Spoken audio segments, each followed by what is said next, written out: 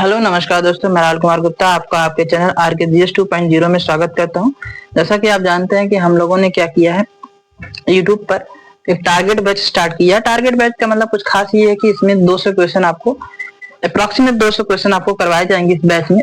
तो जितने भी इंपॉर्टेंट क्वेश्चन है 2 नंबर में, 4 नंबर में या 6 नंबर में जितने भी क्वेश्चन आते हैं, तो आपको क्या किया जाएगा, बहुत मतलब बेहतरीन क्वेश्चन करवाया जाएगा। आप अगर केवल 200 क्वेश्चन अगर देख के चले जाएंगे ना, तो आपका हम कहते हैं गारंटी लेते हैं कि 60 नंबर आप कहीं से, मतलब ये 200 क्वेश्चन में केवल आप इतना करके चले जाइए तो आप 60 नंबर पा सकते हैं, 60-65 नंबर।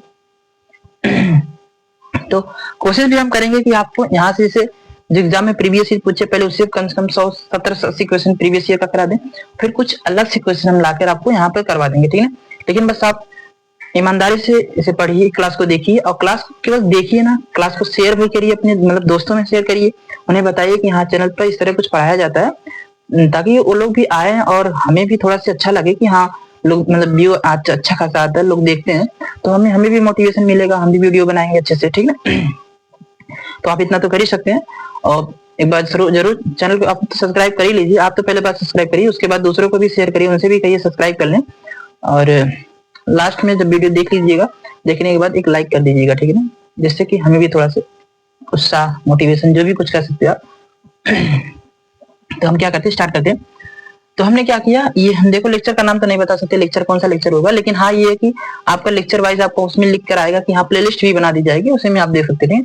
कह रहा एक गोलाकार है, कांच के बर्तन की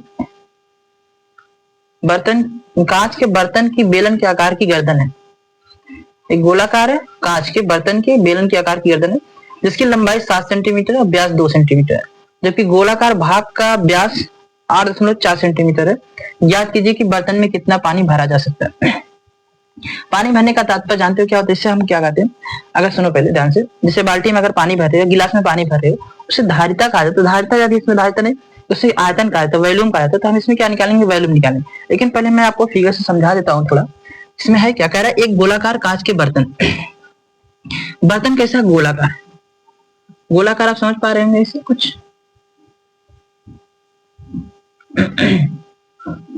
ठीक, एक गोलाकार कांच का बर्तन है, बर्तन की बेलन के आकार की गर्दन। इसकी गर्दन कैसी है, आपने सुराही देखी हो कि सुराही ऐसे लगभग सेम ऐसे ही मान के चलो, ऐसे कुछ इस तरह बर्तन के आकार की गर्दन है, ठीक है। इस तरह कुछ कह रहा कि आकार की गर्दन है जिसकी लंबाई 7 सेंटीमीटर, मतलब जो ये बेलन का आकार है उसकी लंबाई कितनी है, 7 सेंटीमीटर।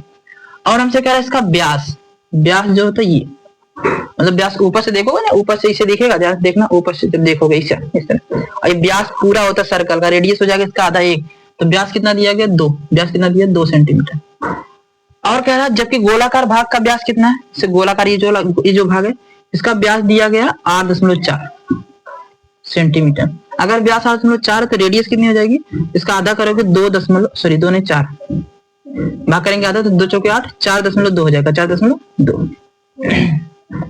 इसका आधा करेंगे कितना होगा, ये 1 सेंटीमीटर हो जाएगा, कितना हो जाएगा, 1 सेंटीमीटर। बस अब देखो ये गोलाकार का मतलब उसमें क्या बोलते हैं, वो घड़ा देखे, घड़ा कैसे, हाँ जो कुम्हार वाला घड़ा होता है वही घड़ा मान लो, ये गोलाकार रहता है ना, तो वो गोल की तरह होता है, गेंद की, जैसे गेंद देखो, गेंद, तो गोले का हम क्या निकालेंगे, वॉल्यूम निकालेंगे, तो गोले का वॉल्यूम निकालोगे।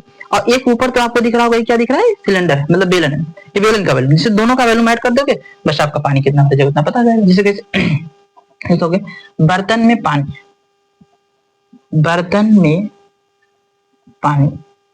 में पानी बराबर क्या होगा, सुनो देखो, इसकी त्रिज्या को हम R मान लेते हैं, R1 मान लेते हैं, इसकी त्रिज्या को R2 मान लेते हैं, इसकी ऊंचाई को H मान लेते हैं, क्योंकि ऊंचाई 2 तो है, एक ही ऊंचाई है। तो देख लिखोगे क्या, लिखोगे यहाँ पर ये बेलन है, इसका लिखोगे बेलन का आयतन, क्या लिखोगे, बेलन का आयतन। जब इसे हम पढ़ाते हैं तो बहुत बेहतरीन तरीके से समझाते हैं, लेकिन अभी तो हम क्या कर रहे हैं, रिवीजन पे हैं, तो इसलिए थोड़ा ध्यान से रखना कि जब हमें आयतन निकालने के लिए कह रहा कि हम ये बेलन है हमारे पास, तो बेलन का आयतन निकालेंगे और प्लस ये गोला प्लस गोले का आयतन निकाल के दोनों को जोड़ देंगे, वही हमारे बर्तन का पानी पे जाएगा, गोले का आयतन, ठीक है। कौन कौन सा आयतन, बेलन का आयतन प्लस गोले का आयतन। अब यहाँ पर सवाल उठता है, ये बहुत लोग तो फिगर बना लेते हैं, जैसे मान लो फिगर बन गया, ऐसे बन गया, बहुत लोग तो फिगर ही नहीं बना पाते हैं। अगर मान लो आप फिगर बना लिए, अब आपको क्या करना, सबसे पहली बात फार्मूला याद करना। अगर फार्मूला नहीं याद रहेगा तो आप कर ही नहीं सकते। अब फार्मूला याद करने के लिए आप क्या कर सकते हैं, अभी तो हम वीडियो बना दिए फार्मूला, लेकिन अभी अपलोड नहीं किए, तो आप फार्मूला जरूर याद कर लीजिए। देख लीजिए अपलोड हो जाएगा, उसे तक कर देंगे, ठीक है। कह रहा बेलन का आयतन प्लस गोले का आयतन। बेलन का आयतन क्या होता है, हम यहाँ बता ही दे लगे हाथ। बेलन का आयतन क्या होता है, pi r square h, r square h. चूंकि हमने त्रिज्या को आर माना तो लिखेंगे R1, सॉरी R1 माना तो R1 लिखेंगे, ठीक है। और प्लस गोले का आयतन क्या होता है, 4/3 पाई आर क्यूब। तो आर को हमने R2 माना तो R2 क्यूब, ठीक। कुछ नहीं करना था, बस बेलन का आयतन लिखना था। बेलन का आयतन क्या होता है, पाई आर स्क्वायर एच। गोले का आयतन क्या होता है, 4/3 पाई आर क्यूब, बस सिंपल। अब देखो, अब आप क्या कर सकते हो, इन दोनों में से पाई कॉमन ले सकते हो, मुश्किल नहीं, पाई कॉमन ले लो। सिर्फ कॉमन लेने के बाद ये होता है कि थोड़ा चीजें आसान हो जाती है, ठीक है। R1 का मान देख के बताओ कितना, R1 का मान 1 है, तो लिखो 1 गुणे 1, क्योंकि आर स्क्वायर तो 2 बार लिखना है। और ये एच का मान कितना, 7 प्लस 4/3, और पाई तो पहले से बाहर हो गया, अभी रख देते हैं पाई का मान। R2 का मान कितना है, इसका आधा 4.2, और 4.2 कितनी बार भाई, 3 बार है, ठीक। अभी हम क्या करते हैं, काट लेते हैं, कट जाएगा ना, 3 कम 3, 3 जग 12 कट जाएगा। हमारे पास क्या बचा, यहाँ पर लिखेंगे पाई का मान अगर लिखना चाहते तो 22/7, अंदर बचेगा 7 गुणा 1 में करोगे तो 7 ही आएगा, प्लस इन सबका गुणा करना। इन सबका गुणा कैसे करोगे, गुणा बहुत आसान है गुणा करना, ठीक। 42 से गुणा 42 में कर लो, नहीं तो फिर बाद में, हाँ वैसे ही करना पड़ेगा, और क्या ऐसा करते हैं। इस 14 का गुणा इसमें कर देते हैं। अभी गुणा करने के लिए 42 का स्क्वायर कर दो, वैसे भी नहीं, सिंपल छोड़ रहा हूँ। 14 गुणा 2 में 42 में करो, 14 दूनी 28, 14 दूनी 28, और 14 का गुणा 4 में करो, 14 चौके 56, और 56 में 28 है तो 2 हासिल है, 56 तो कितना आ जाएगा, 58। एक बार दोबारा देखो, 14 दूनी 28 का 8 हासिल 2 गए, 14 चौके 56 तो 58, कितने अंक के बाद उसमें लगेगा, 2 अंक के बाद, 2 अंक के बाद लगा दो। मतलब इन दोनों का गुणा करने के बाद इतना आया।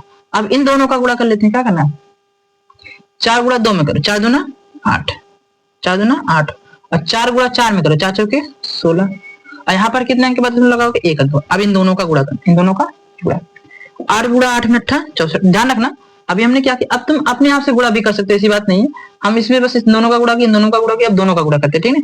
8 गुणा 8 में 8 64, 8 गुणा 8 में 8 64, 64 अच्छे कितना होगा, 70, 8 गुणा 5 में 8 पंचे 40, 40 7 कितना आ जाएगा, 47, 8 64 6 गया, 8 64 6 70, 70 80 7, 8 5 40, 40 7 47, 6 का करोगे 6 8 48, 6 8 48, 4804 आते हैं, 48 4 52, और 6 5 30, 30 5 35, और 1 का तो ऐसे लिखो 8 8 5, 4 8 8 7 15 2 17, और 5 4 9 8 17 1 18, और 5 3 8 1 9, तो कितने अंक के बाद उसमें लगाना, 3 अंक के बाद, 3 अंक के बाद लगाना।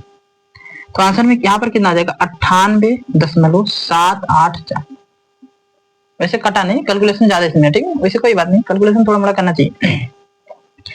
अभी देखो इतना समझ में आया कि नहीं, अब क्या करो, गुणा कर लो, 22/7 अभी रहने दो, ठीक है। अभी क्या करना, इन दोनों को ऐड करो, 98 में 7 जोड़ो कितना आएगा, 105, 105.784। अब या तो इसका गुणा करके 7 या 7 देखो कट रहा है, काट दो, 7 कम 7, 3 7 5 5, 7 कम 7, 7 से कट जाएगा, तो काट लो पहले। अभी देखो यहाँ पर काट के दिखा देते हैं। वैसे चाहो तो पहले काट ही लोगे तो बेहतर होगा, ठीक है।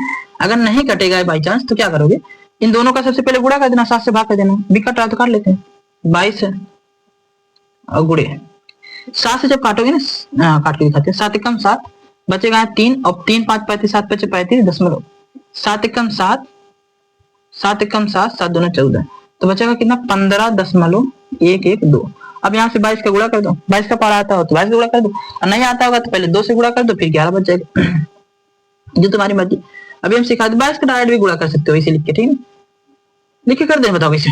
22 दूना 44, हासिल कितना गया 4, 22 से कम 22, और 22 4 कितना होता है, 22 4 26, और 22 से कम 22, और 22 से 2 2 हासिल है ना, 22 2 24, हासिल कितना गया 2, और 22 पंजे 110, 110 में 2 जोड़ोगे 112, है ना, हासिल कितना गया 11, 22 से कम 22, और 22 11 33, और दशमलव कितना के बाद लगाओगे, 3 अंक के बाद, सेंटीमीटर क्यूब। आयतन सेंटीमीटर क्यूब में आएगा, एक बार थोड़ा सा दिखा बता देते हैं समझ में। 22 का अगर देखो एक तरीका और है, या तो देखो ऐसा ना समझ में आता ना, ऐसे करो 15.112 और गुणे 22 करना, तरीका तो ये। एक तरीका और है, इसका गुणा ऐसे कर लोगे तब भी हो जाएगा आंसर। एक तरीका और है कि यहाँ पर 22 लिखा है, 22 को आप लिख दो 2 गुणे 11, 2 गुणे 11, 2 का गुणा इसमें कर दो, 2 का गुणा इसमें तो आराम से कर लोगे ना, 11 का भी भूल जाए, 2 का गुणा करो, जिससे 2 का गुणा करोगे 2 दूना 4, और 2 एक कम 2, 2 एक कम 2, 2 पचे 10, 2 एक कम 2, 2 एक 3। हमें 11 से गुणा करना है, 11 से गुणा करना बहुत आसान है, 4 का 4 लिखो, 4 2 कितना 6, 4 2 6, 2 2 4, 2 का 0 में 2 आएगा, और 2 का 0 में 3 जोड़ेंगे तो कितना आएगा 3 आएगा, और 3 का 3 लिखेंगे, और कितने अंक के बाद दशमलव लगाना, देखो 3 अंक के बाद लगाना 1 2 3, 332.4 सेंटीमीटर। ऐसे भी कर सकते हो, नहीं तो हमें लगता है यही वाला सिंपल डाटा, ठीक है, अभी आपके लिए तो इतना यही सब सही है, ठीक है। तो आपको उम्मीद करते हैं समझ में आया होगा, कुछ खास तो था नहीं सवाल में, बस ये था कि एक गोला था, एक बेलन था, गोला बेलन का आयतन का फार्मूला लगा दो, आंसर। ठीक है, इस वीडियो में बस इतना ही, मिलेंगे अगले वीडियो में, धन्यवाद।